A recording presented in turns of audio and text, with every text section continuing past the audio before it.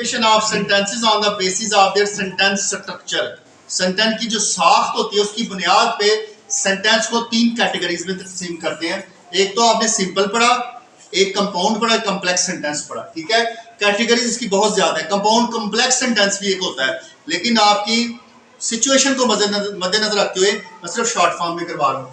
Complex sentence में a sentence which contains one main principal clause and one or more dependent or subordinate। इसमें एक main class होता है और एक या एक से ज्यादा सबऑर्डिनेट क्लासेस होते हैं जो मातहत होते हैं, जिसे हम मतहत बोलते हैं, जो किसी दूसरे क्लास के मतहत होते हैं। जब तक उनके साथ कोई दूसरा क्लास मिलता नहीं है तब तक वो अपने मायने पूरे, उसका सेंस क्लियर नहीं होता। Principal clause stands by itself. Principal clause क्या होता है? खुद अपने मायने देता है। जैसे मैं कहता हूँ द इवनिंग केम, मैंने लिखा रात हो गई, ये प्रिंसिपल क्लास है। अगर मैं लिखूं व्हेन इवनिंग केम, जब रात हो गई, तो ये प्रिंसिपल क्लास नहीं है, क्योंकि व्हेन इसको बता रहा है कि कब रात हुई। जब रात हुई तो हमने क्या किया? वी टुक अ रेस्ट, हमने आराम किया। ठीक है, हमने वी टुक अ रेस्ट जब तक एक इंडिपेंडेंट क्लास साथ ना मिलाया तब तक इसका सेंस क्लियर नहीं होता। Makes a complete sense. Subordinate class can not stand alone. When evening came, जब रात हुई, यहाँ पर सब ऑर्डिनेट क्लास होगा। आगे मिसालों के साथ समझ आ जाएगी। But are dependent on principal clause. वो सब ऑर्डिनेट किस पर डिपेंड करता है? प्रिंसिपल क्लास पे।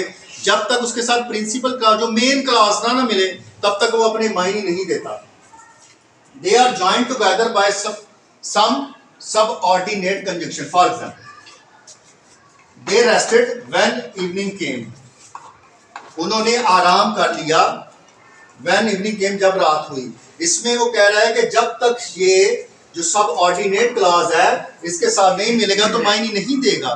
दे रेस्टेड यहाँ पर प्रिंसिपल क्लॉज जो अपने मायने खुद दे रहा है, that can stand alone but it can not stand alone.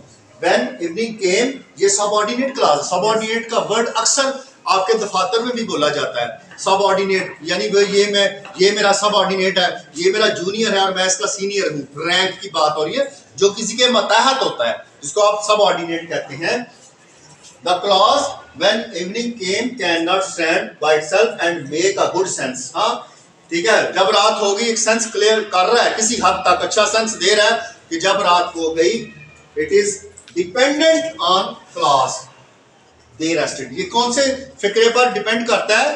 They rested पर। जब तक हमने दे रेस्टेड इसके साथ नहीं लगाना इसका पूरा सेंस क्लियर नहीं होगा। Hence therefore called a subordinate या dependent clause. Such a sentence is called a complex sentence.